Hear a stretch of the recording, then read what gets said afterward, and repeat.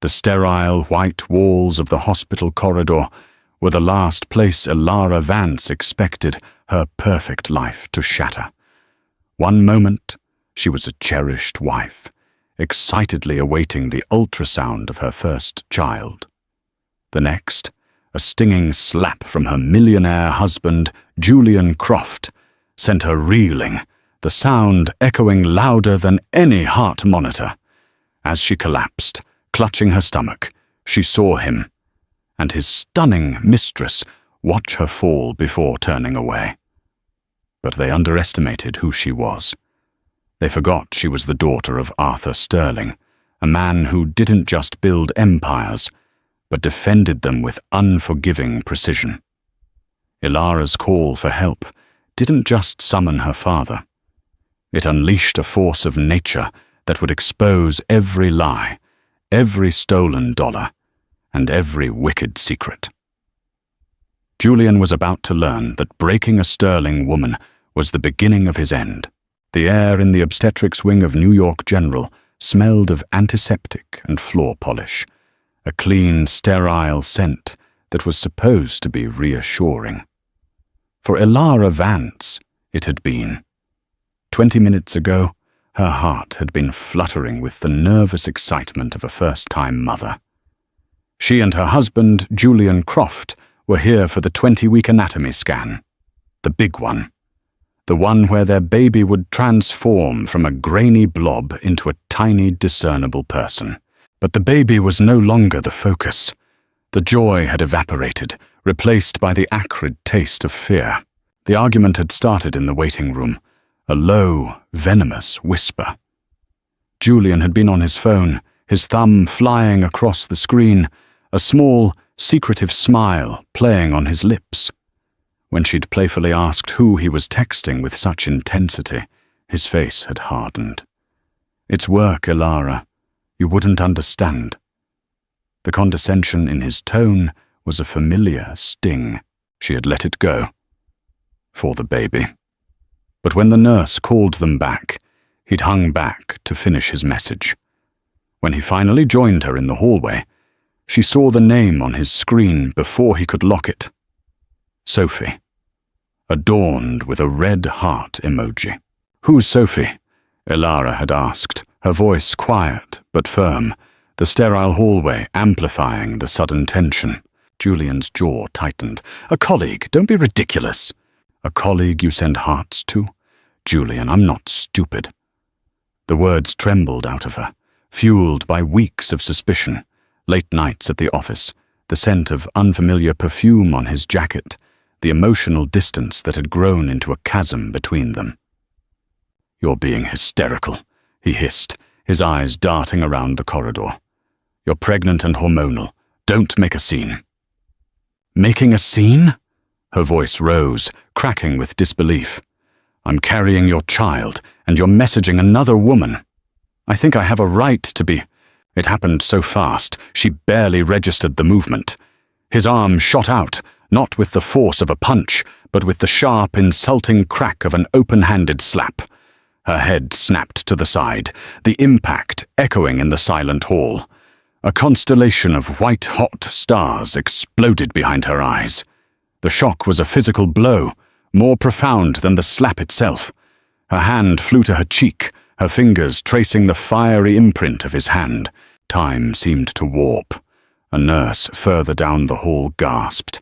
An elderly doctor, walking towards them, stopped dead in his tracks, his face a mask of disbelief. Julian's face went pale, a flicker of panic in his eyes, but it was quickly replaced by a chilling coldness. He didn't apologize. He didn't reach for her. He simply looked at her, crumpled and shocked against the wall, with an expression of pure contempt. The doctor, a man with kind eyes and a name tag that read Dr. Marcus Allen, strode forward. "Sir, is there a problem here?" he asked, his voice a low, authoritative rumble that cut through Julian's composure. Julian straightened his tie, his mask of charming sophistication slipping back into place. "My wife is just overwrought. Hormones, you understand." He shot Ilara a look that was both a threat and a dismissal. "I have to take a call," and just like that, he turned and walked away, leaving her standing there, her world tilting on its axis. He didn't look back.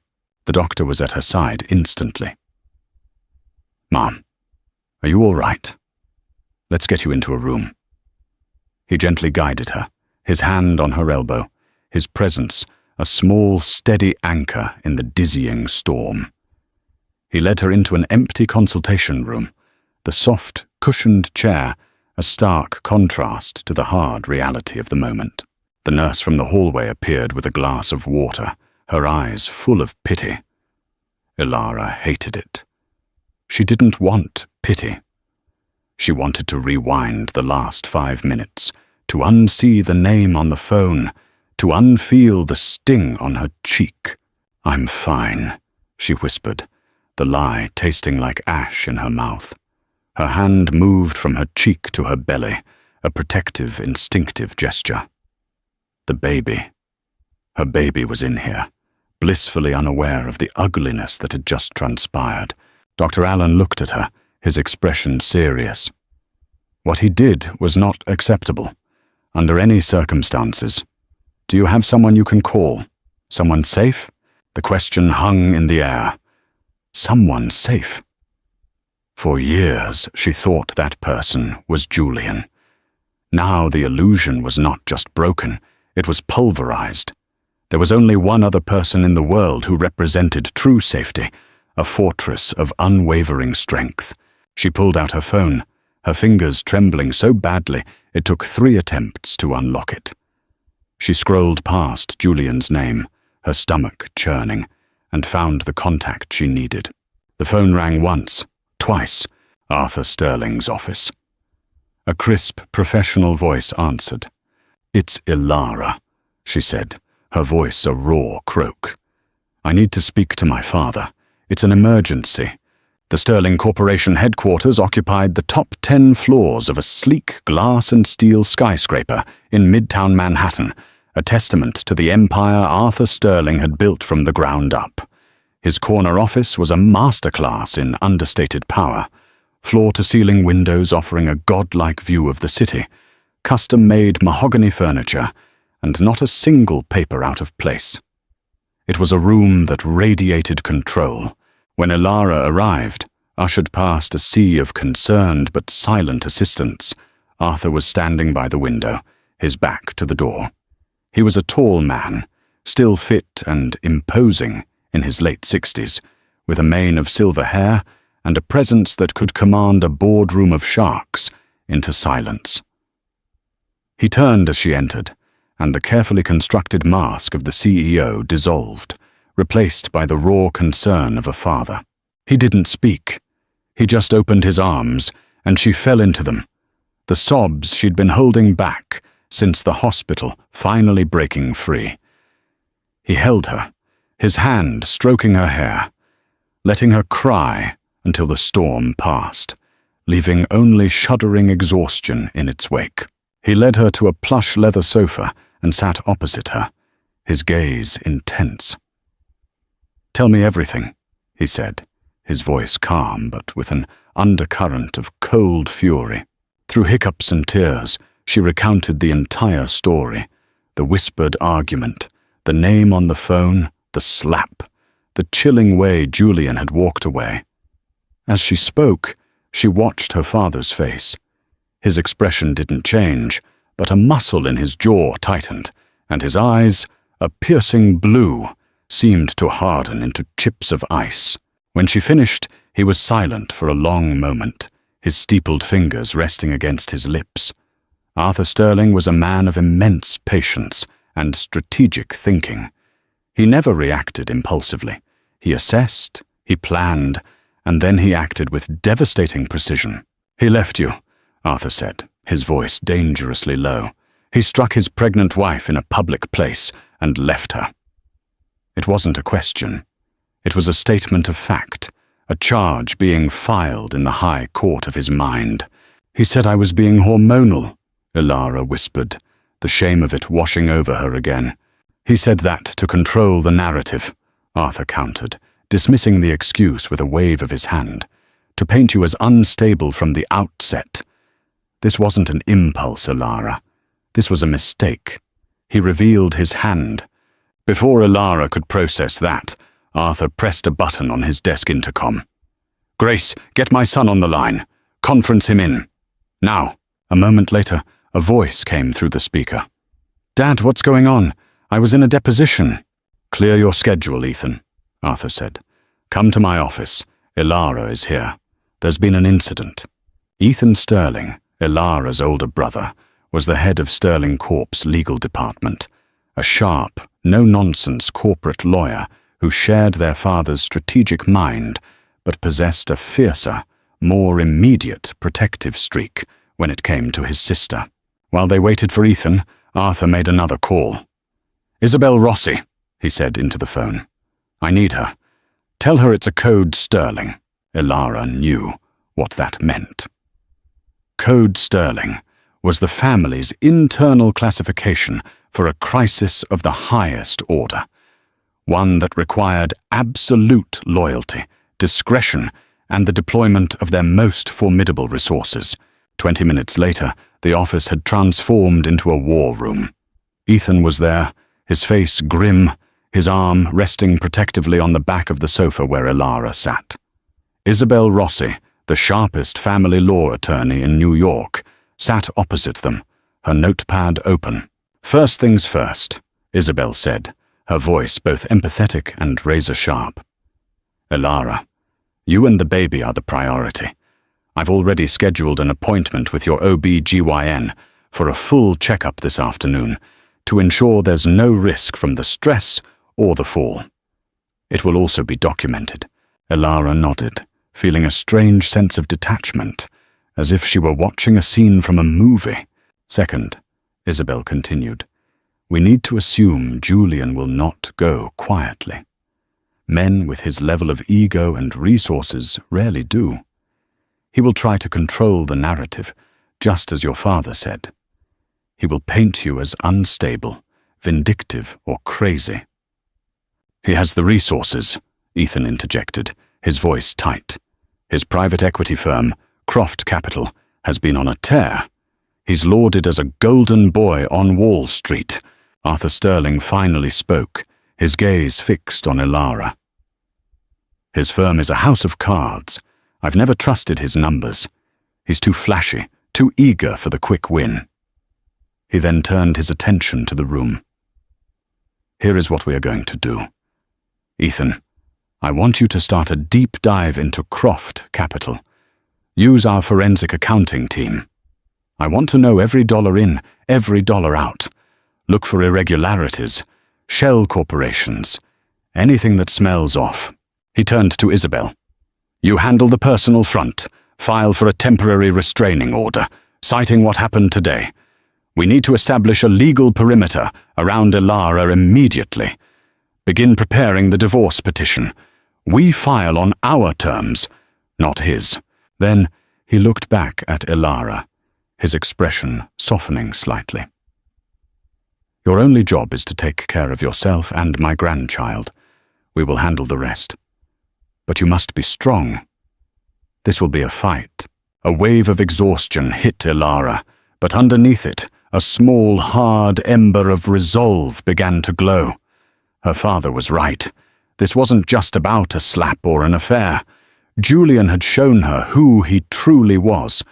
She had been living in a beautifully constructed lie, and the illusion had been shattered against the cold, hard floor of that hospital corridor. Her family wasn't just offering comfort, they were offering armor, and she was going to put it on. What about his things?" she asked, the thought of returning to their shared penthouse, a space now tainted by betrayal, making her feel sick. "You're not going back there," Arthur stated simply. "You'll stay in the family suite here in the building for now. We'll have a security detail retrieve your essential belongings tomorrow. From this moment on, you have no direct contact with Julian Croft. Everything goes through Isabel. Are we clear?" Elara took a deep breath. the sterile air of her father's office feeling, for the first time, like a breath of clean, safe oxygen. "Clear," she said, her voice stronger than it had been all day. The fight had just begun. The name Marcus Thorne sounded like something out of a classic film noir, and the man himself wasn't far off. He was a former NYPD detective with a network of contacts that ran through every level of the city's underbelly and its high society. Arthur Sterling had kept him on a quiet retainer for years, a ghost in the machine for situations that required more than lawyers could provide. 2 days after the incident, Marcus sat in Arthur Sterling's war room, which now featured a large whiteboard and a secure encrypted video conferencing system. He placed a slim manila envelope on the polished mahogany table. "Julian Croft isn't just cheating," Marcus began, his voice a low, gravelly hum. "He's arrogant about it." He slid a series of high-resolution photographs across the table. The first showed Julian leaving a boutique hotel in Soho, his arm wrapped possessively around a stunning brunette. Her head was thrown back in laughter, her hand resting familiarly on his chest. Another photo showed them dining at an exclusive, dimly lit restaurant, their faces close, wine glasses touching.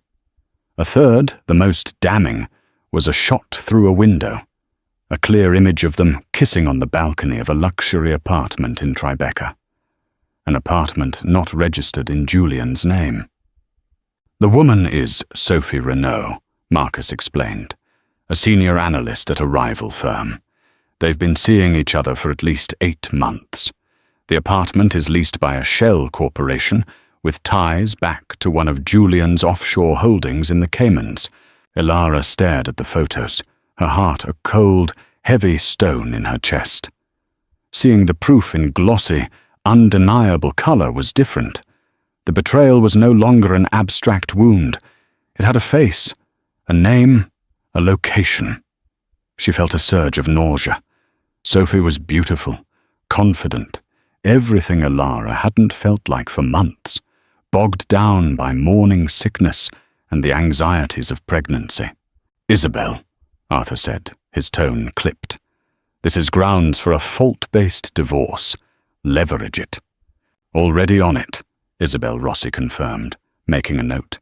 "But we need more than infidelity. We need to understand his endgame." Marcus slid another document onto the table. It was a printout of an email, retrieved by one of his digital forensics contacts. It was from Julian to his personal lawyer, sent 3 weeks ago. The subject line was, "Contingency Planning." Ilara leaned forward, reading the text over Ethan's shoulder. "As discussed, we need to prepare for a possible separation scenario post-parturition. I have concerns about Ilara's emotional stability. She's been prone to bouts of hysteria and paranoia lately. I anticipate this will escalate into severe postpartum depression. We need to document this behavior carefully.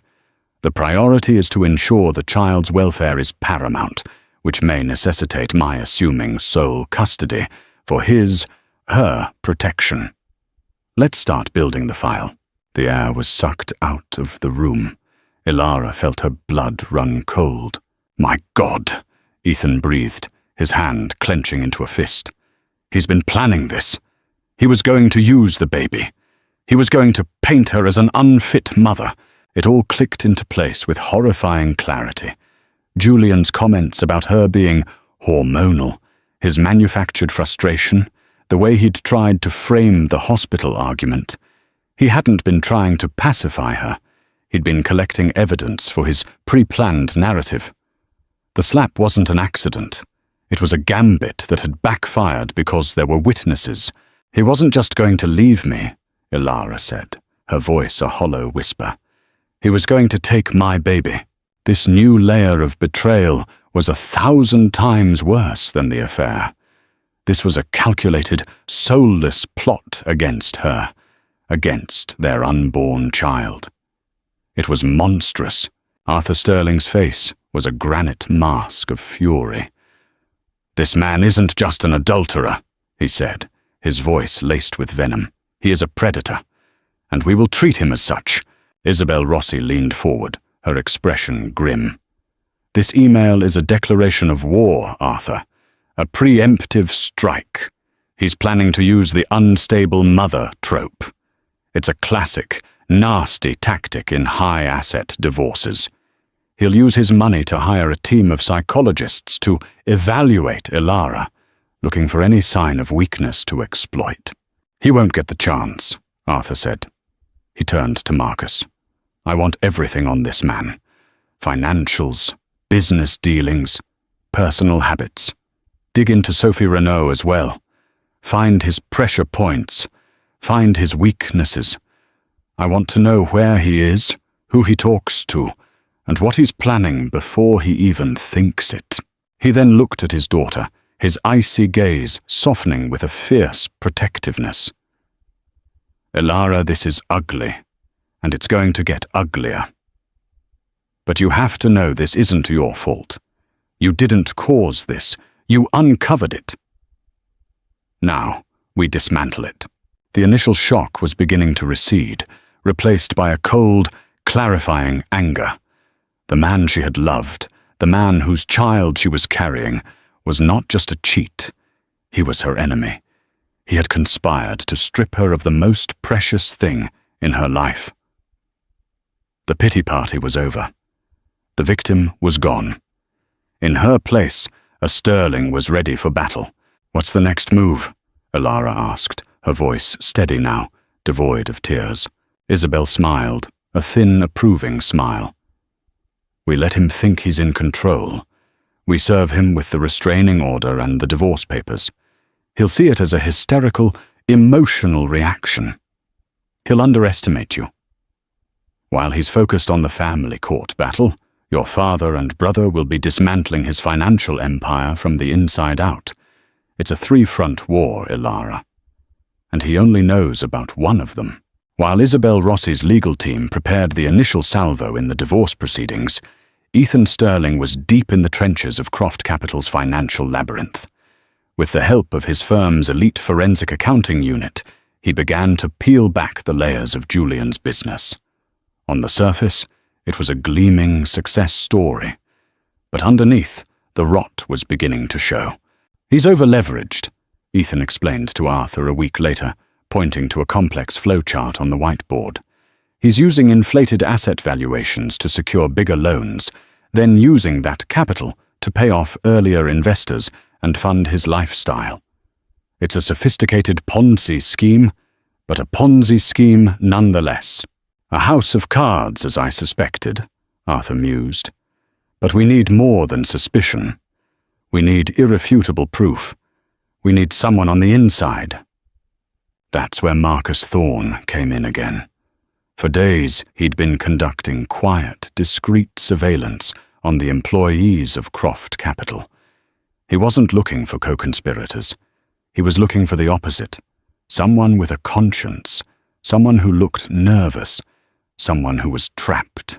He found Clara Jensen. Clara was a senior accountant at the firm, a quiet, unassuming woman in her late 40s who had been with Julian from the beginning. She was meticulous, hard-working, and, according to Marcus's intel, deeply unhappy. She worked late, rarely socialized, and had recently been searching online for legal whistleblower protections. She was the weak link. Marcus arranged a chance encounter at a coffee shop near her apartment. He didn't come on strong. He just introduced himself as a private financial investigator, working on behalf of a concerned group of investors. He spoke about fiduciary duty, about personal liability, about what happens to the loyal foot soldiers when a corrupt king's castle comes crashing down. He never mentioned the Sterlings. He just planted a seed of doubt and gave her a secure, untraceable number to call. 2 days later, she called. The meeting took place in a sterile, anonymous conference room in a law office unaffiliated with the Sterlings. Clara Jensen was visibly terrified, clutching her handbag as if it were a life raft. Ilara was there, alongside Arthur and Ethan. They wanted Clara to see who she was helping. Ms. Jensen, Arthur began, his tone gentle but firm. "We know you're in a difficult position. We also know you're a good person who has been coerced into a bad situation. We are here to offer you a way out." Clara's eyes darted to Ilara's pregnant belly, and a flicker of something, pity or perhaps solidarity, crossed her face. I don't know what you're talking about," she stammered, her voice barely a whisper. "We're talking about Project Nightingale," Ethan said calmly, and the colour drained from Clara's face. She began to tremble. "I was just following orders. He told me it was standard asset protection, preparing for a contentious divorce. Did he order you to set up offshore accounts to hide marital assets?" Ethan pressed. "Did he order you to falsify quarterly reports to inflate the company's value? Did he order you to create a slush fund for his personal expenses, disguised as consulting fees paid to shell corporations?" Clara's composure crumbled. Tears streamed down her face. "Yes," she whispered. "All of it. He said if I didn't, he'd ruin me. He'd say I was the one who cooked the books, that he was just a visionary, and I was the embezzler.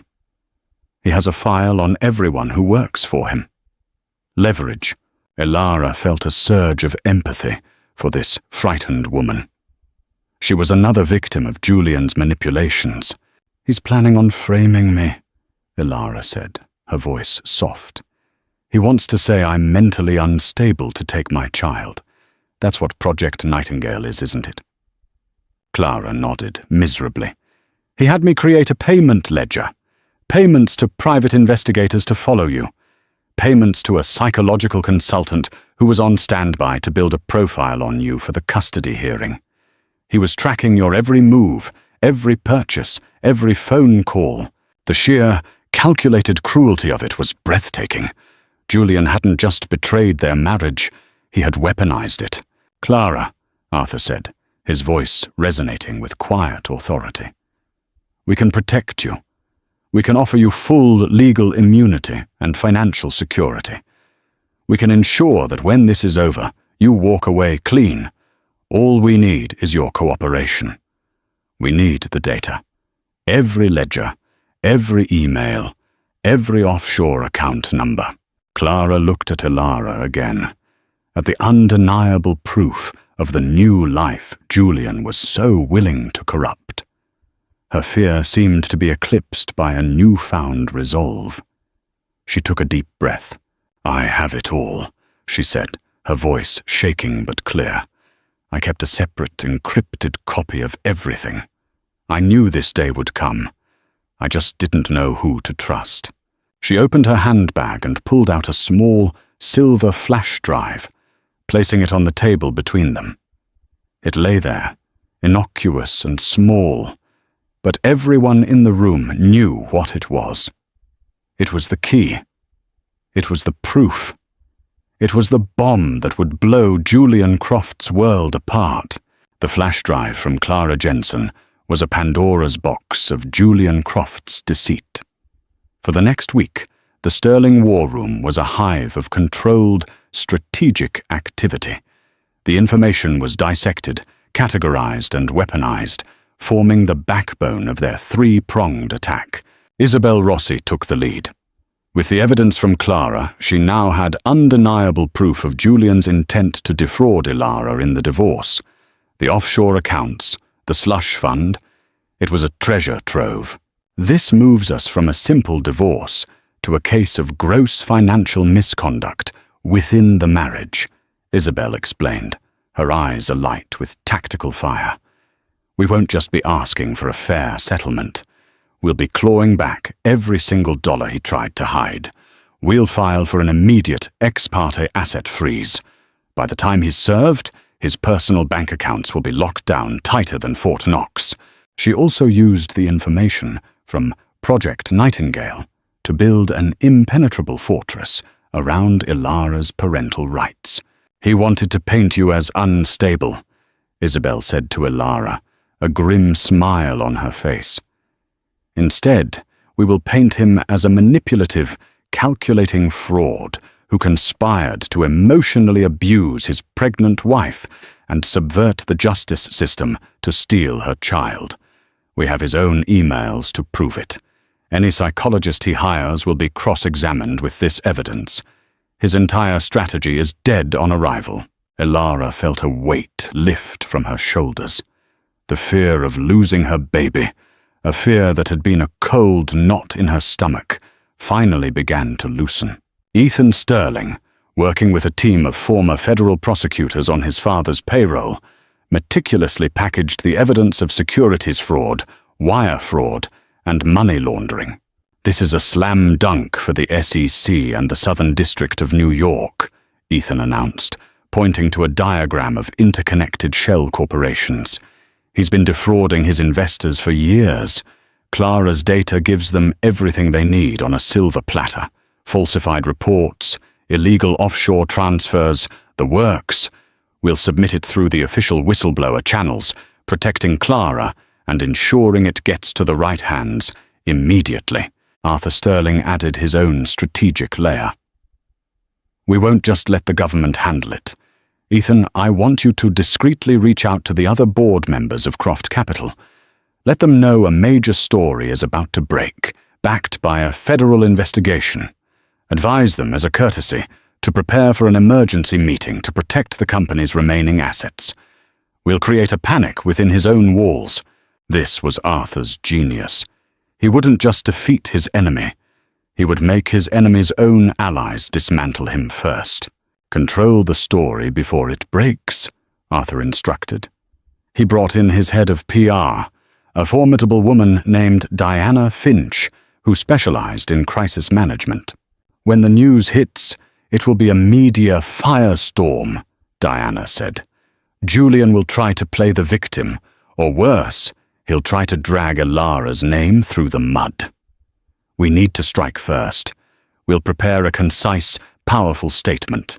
We won't sling our mud. We will take the high road." The narrative they crafted was simple and devastatingly effective. Elara Vance, a private citizen, had discovered evidence of massive financial crimes committed by her husband and, out of a sense of civic duty, had turned it over to the proper authorities. She was cooperating fully with the investigation and was focused on the health of her unborn child during this difficult time. "It frames you as a hero, not a victim," Diana explained to Elara. "It makes Julian the sole villain of the story. It's clean, professional, and unassailable." Throughout this process, Elara was not a passive observer. She sat in on every meeting, asking questions, absorbing the strategy. The initial shock and grief had been burned away, forged into a cold, hard resolve. She was no longer just fighting for herself. She was fighting for her child, for Clara Jensen, and for every investor Julian had deceived. This was no longer just a divorce. It was a reckoning. The final piece of the plan was timing. Everything had to be coordinated, to land at the exact same moment for maximum impact. Isabel would file the asset freeze. Ethan's whistleblower package would land on the desks of the SEC. Arthur's quiet warnings would go out to the board members, and the press release would be ready to launch. They just needed the perfect moment. Marcus Thorne provided it. "Julian and Sophie Renault are flying to Chicago for a weekend conference," he reported. "He's the keynote speaker, a 3-day trip. They're booked into the penthouse suite at the Peninsula. He'll be 1,000 miles away, feeling untouchable, celebrating his success." Arthur Sterling leaned back in his chair, a slow, predatory smile spreading across his face. "Perfect," he said. "He'll be at the pinnacle of his arrogance. The fall will be that much harder." The date was set. The trap was laid. All the pieces were in place. In the midst of the escalating legal and financial warfare, Elara's life became an exercise in surreal compartmentalization. By day, she was a key player in a high-stakes corporate takedown, reviewing documents and discussing strategy. But in the quiet moments, in the luxurious but impersonal family suite at Sterling Tower, she was simply a woman preparing to become a mother. her body changing in ways that were both wondrous and terrifying. One afternoon, she had a routine checkup with her OB-GYN, the same one Isabel had insisted she see after the incident. This time, her father insisted on accompanying her. Seeing the formidable Arthur Sterling sitting in a waiting room filled with pastel-colored walls and parenting magazines was a sight to behold, but his presence was a quiet, solid comfort. Inside the examination room, the technician squirted the warm gel onto her stomach. As the ultrasound wand moved across her skin, the rhythmic whoosh-whoosh of her baby's heartbeat filled the room. On the screen, a tiny, perfect silhouette came into view. A small spine, a round head, and impossibly tiny fingers that opened and closed. "Everything looks perfect, Ilara," the doctor said, smiling warmly. "Strong heartbeat, good growth. She's a healthy little girl." A girl. The words hit Ilara with an unexpected wave of emotion. A daughter. A fierce, overwhelming love washed over her, so potent it made her gasp. This tiny, resilient person was the reason for everything. This was why she was fighting.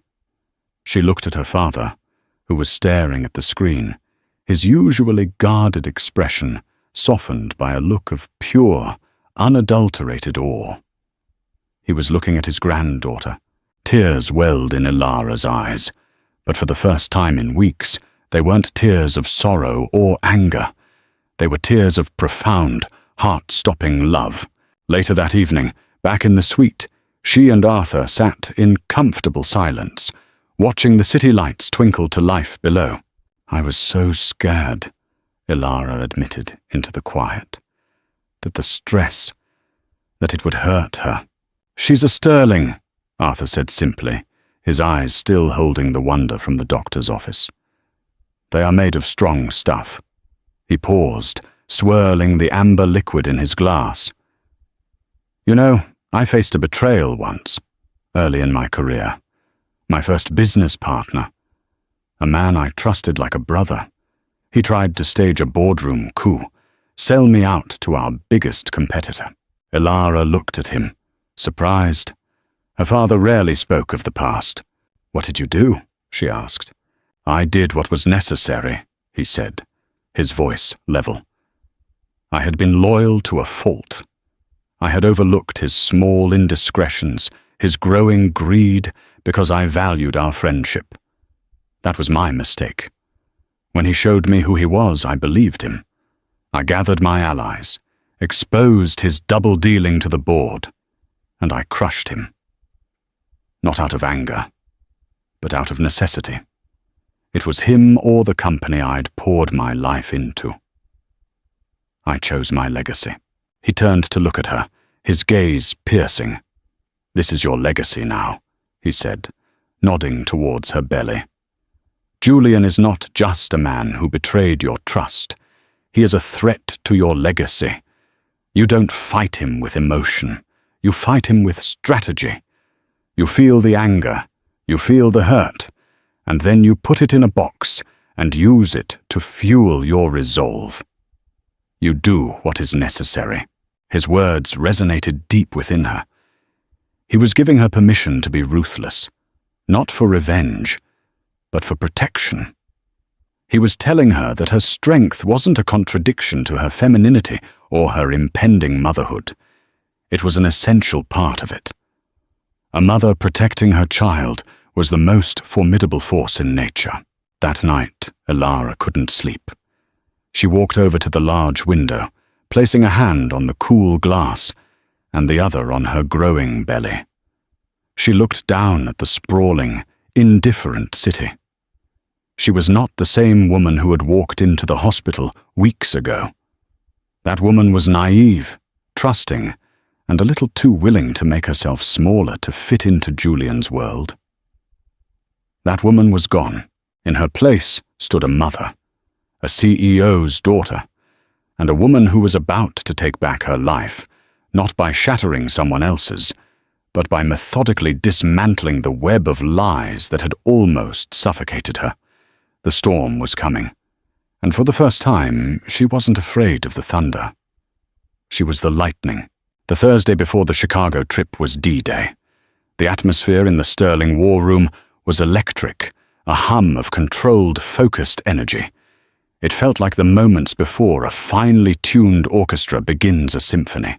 Isabel Rossi's team was on standby at the courthouse. "The asset freeze petition is ready," she confirmed via secure video link.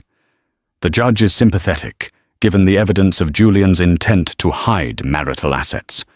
The moment you give the word, we file.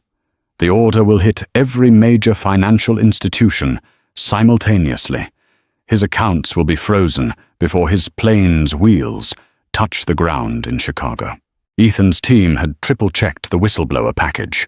It was an airtight case, complete with Clara Jensen's sworn affidavit. Clara herself had been relocated to a secure, private apartment. Her resignation from Croft Capital submitted electronically that morning, citing a family emergency.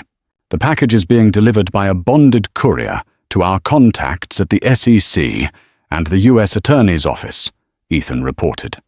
"They've been pre-briefed to expect a significant file regarding Croft Capital. They'll be acting on it by morning." Arthur Sterling, the conductor of this symphony, was making his final, subtle moves. He spent the morning on the phone with two of Croft Capital's most influential board members, old acquaintances from the tight-knit world of New York finance. He didn't give them specifics. He didn't need to.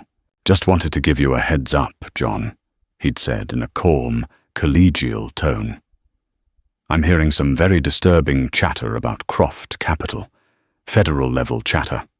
You might want to have your people look into your exposure. An emergency board meeting might be prudent to insulate the company from a founder's potential malfeasance." The message was clear. "A ship is sinking, and I'm offering you a lifeboat." Meanwhile, Marcus Thorne's team was providing real-time updates. "Julian and Sophie Renault have left their apartment. They're en route to Teterboro Airport for a private jet. He's in high spirits, laughing on the phone. They've boarded the jet, wheels up at 2:15 p.m. They've landed in Chicago. A car is taking them to the peninsula." Every update was a tick of the clock, counting down to the moment of detonation. Elara sat through it all, a silent, steady presence. She had one final piece of the puzzle to put in place, her own. Throughout the day, she had been carefully crafting a message. It wasn't a letter of anger or recrimination. It was a statement of fact, a closing of a chapter. She attached a single file to the email, a high-resolution image of the 3D ultrasound from her last appointment, showing the perfect, clear profile of her daughter's face. The body of the email contained only 2 words. The subject line was his name. She saved it as a draft, her finger hovering over the send button. "Are you ready?" Arthur asked her, his voice gentle. She looked at the screen, at the faces of her father, her brother, and her legal team. They had built this fortress around her, this incredible machine of justice. But this final act, this personal severing, had to be hers alone. "Diana, is the press statement ready to go live?" Arthur asked his PR head. "On your command, Arthur." "Isabel, are you ready to file?" "Ready." "Ethan, has the package been delivered?" "Confirmed delivery. 15 minutes ago." Arthur looked at the clock. 5 var besagt så p.m. Julian would have checked into his hotel. He would be celebrating with Sophie, pouring champagne, looking out over the Chicago skyline, feeling like the king of the world. Arthur looked at Elara and gave a single decisive nod. Now, the word set off a chain reaction. Isabel clicked her mouse, filing the court order. Diana released the press statement to the wire services. Ethan gave the go-ahead to the board members to call for the emergency meeting, and Elara, with a steady hand and a deep, cleansing breath, hit send. The trap was sprung. The penthouse suite at the Peninsula Chicago was breathtaking. Floor-to-ceiling windows offered a panoramic view of the magnificent mile, the city lights a glittering carpet below. Julian Croft stood by the window, a flute of vintage Dom Perignon in his hand, and smiled. "To us," he said, turning to Sophie, who was admiring her reflection in the dark glass. "And to a future with no complications," Sophie sidled up to him, clinking her glass against his. "I'll drink to that," she purred, her eyes scanning the opulent suite. "You really know how to live, Julian." "The best is yet to come," he said, his arrogance inflating with every sip of champagne. His plan was working perfectly. Elara had served him with divorce papers, just as he'd expected. Her hysterical, emotional reaction was playing right into his hands. His lawyer had already started drafting the response, positioning him as the stable, concerned husband worried about his wife's fragile mental state. He would give his keynote speech tomorrow, solidifying his reputation as a financial genius, and then he would return to New York to dismantle his marriage and secure his heir. He felt utterly invincible. His phone, sitting on the marble bar, buzzed. He glanced at it. A news alert from the Wall Street Journal. He ignored it. Probably another fawning piece about his latest fund.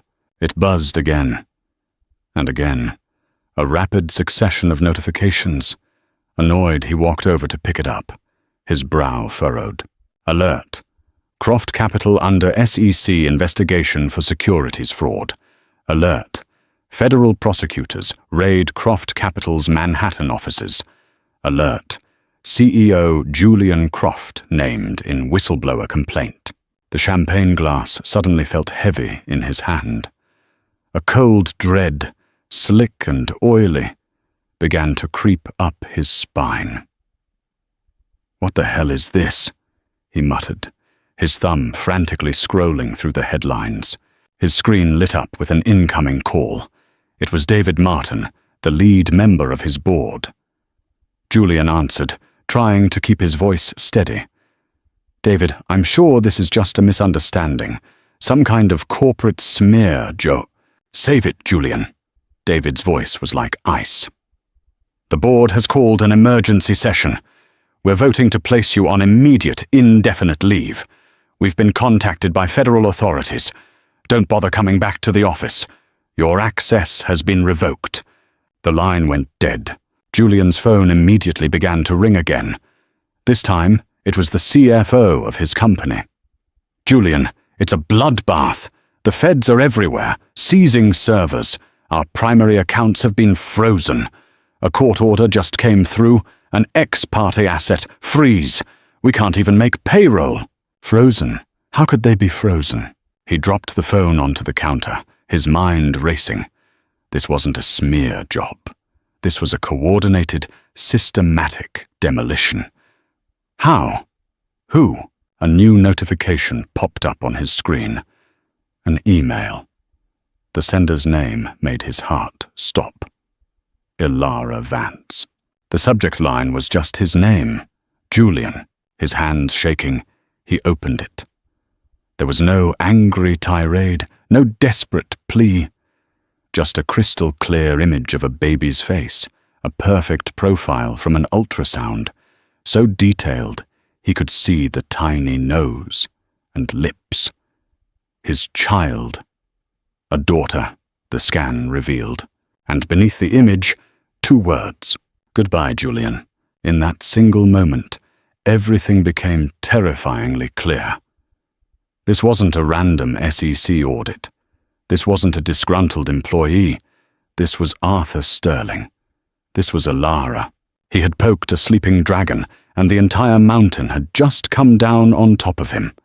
He looked up from his phone, his face ashen. Sophie was staring at him, her own phone in her hand, her face a mask of horror and dawning realization. She wasn't looking at him with love or desire anymore. She was looking at him like he was a sinking ship she needed to abandon. The view from the penthouse was no longer beautiful. The glittering city lights seemed to mock him, each one a tiny witness to his spectacular, breathtaking fall. He had been standing on top of the world, and in the space of 5 minutes, he had been thrown into the abyss. The slap in the hospital corridor had not been the beginning of his victory. It had been the pulling of a pin on a grenade, and he had just realized it had been in his own hand the entire time. The explosion of the Julian Croft scandal was immediate and spectacular. The story had everything the media craved: a Wall Street golden boy, massive fraud, a secret mistress, and a scorned, pregnant wife from a powerful family. It dominated the financial news and spilled over into the mainstream media with voracious intensity. Julian was arrested by FBI agents at O'Hare International Airport as he tried to board a flight, not back to New York, but to Switzerland. His face, pale and haggard in the grainy paparazzi photos, was a stark contrast to the confident tycoon on the covers of magazines just days earlier. Sophie Renaud, ever the opportunist, immediately flipped. Faced with the possibility of being charged as a co-conspirator, she hired a lawyer and offered her full cooperation to the prosecution in exchange for immunity. She painted Julian as a manipulative mastermind who had deceived her as much as he had his wife and investors, a narrative the media eagerly consumed. From the quiet sanctuary of the Sterling Tower, Elara watched the fallout with a sense of grim vindication, but no joy. Seeing the man she once loved, the father of her child, being publicly humiliated and legally eviscerated, brought her no pleasure. It was a necessary, ugly end to an ugly chapter. Her team, led by Diana Finch, perfectly managed the narrative. Elara remained entirely silent, her privacy fiercely protected. The official statement was the only word from her camp, positioning her as a woman of integrity who had done the right thing, now focused solely on her health and pregnancy. She was seen as a symbol of quiet strength, not a vengeful ex-wife. The legal proceedings moved with surprising speed. The evidence compiled by Ethan's team and Clara Jensen was so overwhelming that Julian's high-priced lawyers advised him that a trial would be catastrophic. The prosecution, holding all the cards, offered a plea deal. Months later, Elara sat discreetly at the back of the courtroom, wearing a simple dress that did little to hide her 8-month pregnancy. She needed to see this through, to close the book herself. Julian was brought in, wearing a standard-issue jumpsuit, a shadow of the man he once was. He looked thin, broken, and profoundly tired. He didn't see her. He stood before the judge and, in a low, hollow voice, pleaded guilty to multiple counts of securities, fraud, wire fraud, and money laundering. As part of the deal, he agreed to cooperate in recovering the stolen funds and accepted the sentencing recommendation. 15 years in a federal correctional facility, the judge declared, his voice echoing in the silent room. Julian didn't flinch. He simply nodded, his shoulders slumped in defeat. The family court proceedings were a mere formality. With Julian's conviction and the mountain of evidence detailing his manipulative and fraudulent behavior, Elara was granted full legal and physical custody of their unborn child. Julian's parental rights were not terminated, but they were suspended, with any future contact to be determined by a therapist and the court, contingent on his rehabilitation and Elara's consent. The war was over. Walking out of the courthouse into the bright sunlight, Elara placed a hand on her belly. She felt the gentle flutter of a kick from within. The world felt quiet for the first time in months. She hadn't won a victory. She had survived a battle and reclaimed her future. A future that was no longer tied to Julian Croft, but to the little girl she would soon bring into the world. A month later, Lily Hope Vance was born in a quiet, private hospital room, far from the glare of the media. She was beautiful and perfect, with a full head of dark hair and her mother's piercing blue eyes. Holding her daughter for the first time, Elara felt a love so profound and all-encompassing that it rearranged her entire universe. All the pain, the betrayal, and the anger of the past year faded into the background, replaced by the tiny, warm weight of the baby in her arms. Motherhood became her world. The late-night feedings, the soft gurgles, the first smiles, these were the new cornerstones of her life. Arthur and Ethan were doting grandfather and uncle, their fierce protectiveness now channeled into spoiling their newest family member. But as the months went by, Elara knew she couldn't simply retreat into a quiet life. Her experience had changed her. She had seen the dark underbelly of abuse, not just physical, but the insidious, controlling nature of financial and emotional manipulation. She had been lucky. She'd had the resources of a titan like Arthur Sterling behind her. But what about the women who didn't? The women who were trapped, with no money, no powerful family, and no way out. The idea took root slowly. Then all at once. She met with her father, not as his daughter seeking protection, but as a peer with a proposal. "I want to use my settlement from the divorce to start a foundation," she announced, her voice filled with a new, quiet confidence.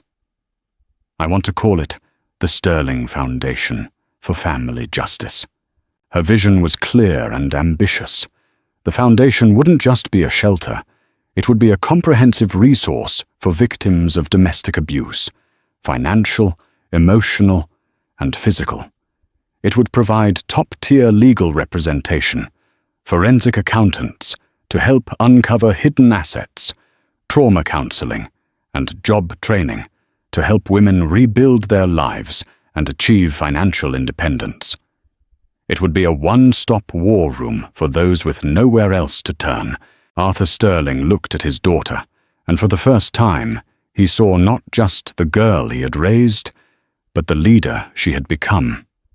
The ordeal hadn't broken her. It had forged her. "It's the best investment you'll ever make," he said, his voice thick with pride. "And Sterling Corporation will match your initial funding, dollar for dollar." Over the next year, Elara poured her energy into building the foundation. She was meticulous, compassionate, and driven. She hired the best people, including Isabel Rossi on her board of directors, and established a network of support across the city. The Sterling Foundation for Family Justice opened its doors to immediate, overwhelming need, quickly becoming a beacon of hope for countless individuals. Elara had found her purpose. She wasn't just Lily's mother anymore. She was a warrior for others, using the weapons that had saved her: legal strategy, financial acumen, and unwavering resolve to fight for the voiceless. She was no longer Elara Vance, the victim. She was Elara Sterling Vance, a force for change. Years passed. Lily grew from a baby into a bright, inquisitive, and happy little girl. Elara's life was full, centered around her daughter and the ever-growing impact of her foundation. The name Julian Croft was a distant echo, a figure from a past life.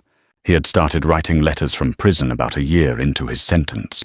The first few were filled with self-pity and blame, which Elara read and promptly threw away. But gradually, the tone began to shift. The letters became more introspective, filled with remorse and a stark, brutal honesty about his own failings. He wrote about therapy, about confronting the narcissism and ambition that had driven him to ruin. He never asked for forgiveness. He just seemed to be chronicling a painful, necessary self-excavation. Elara never wrote back. When Lily was 5, a letter arrived from Julian's court-appointed counselor. It stated that Julian had shown significant progress in his rehabilitation programs and was requesting the first step towards re-establishing contact with his daughter, as permitted by the court, a supervised video call. The request sent Elara into a spiral of moral conflict. Her protective instincts screamed no. This man had plotted to take her child. How could she ever let him into Lily's life? But then she looked at her daughter, who was beginning to ask questions about her father. She knew that one day Lily would want to know the whole story, and she deserved the chance to know the man, however flawed he was. Was it fair to deny her that, as long as it was safe? She discussed it with her father. "He's her biological father," Arthur said, his voice softer than she'd ever heard it. "You can't erase that. But you can control the terms of engagement. You can ensure she is always safe." After weeks of deliberation, Elara agreed, but with strict conditions. The calls would be supervised by a child psychologist. They would be short, and the moment Elara felt they were causing Lily any distress, they would stop. The first video call was stilted and awkward. Elara sat just off camera as Lily, a small girl with a bright pink bow in her hair, peered curiously at the screen. On it was a man who looked much older than his years, his face lined with regret, wearing a drab prison uniform. "Hello, Lily," Julian said, his voice raspy with emotion. You are so beautiful." "Mummy says you're my father," Lily said, with the simple, unfiltered honesty of a child. "She said you made some very big mistakes and had to go into a long time out to think about them." Julian flinched, but then a sad smile touched his lips. "Your mummy is very smart," he said. "She's right. I did. I made the biggest mistakes of my life." He didn't try to make excuses. He just talked to her, asking about her favorite color, her best friend at school, her new puppy. He listened with an intensity that was heartbreaking. He was a father trying to cram a lifetime of missed moments into a 15-minute supervised call. Over the next few years, the calls continued. They were a small, carefully managed part of Lily's life. Julian, through his letters and brief conversations, was not a monster. He was a sad, distant figure, a lesson in consequences. Elara realized that her healing hadn't been complete until this moment. Forgiveness was too simple a word. It was more about acceptance, accepting the past, accepting her own strength, and accepting that co-parenting, even in this bizarre, remote fashion, was the final act of putting her daughter's needs above her own pain. It was the ultimate victory. When Lily was 8 years old, Elara stood on a stage at a fundraising gala for the Sterling Foundation. The ballroom was filled with New York's most influential figures, all there to support the cause she had built from the ashes of her own life. She spoke with poise and passion about the foundation's work, the hundreds of women they had empowered, the legal battles they had won, the futures they had helped rebuild. Her father and brother watched from the front table, their faces beaming with pride. Later, Arthur would tell her, "This foundation, this work, this is a greater legacy than any skyscraper I've ever built."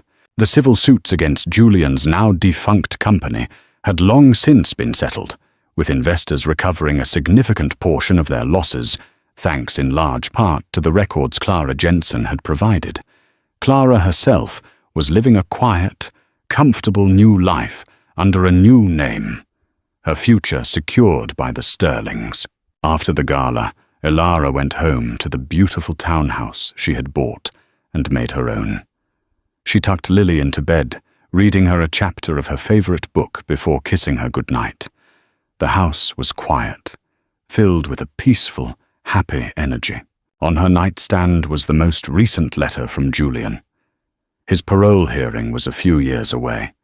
He wrote about his hopes, not for a restored life of luxury, but for a chance to one day be a real father, to volunteer at Lily's school, to teach her how to ride a bike, to earn a small fraction of the trust he had so spectacularly destroyed. He knew it might never happen, but he was holding on to the hope. Elara picked up the letter, then put it down. She felt no anger, no resentment, no lingering love. She felt a quiet, profound peace.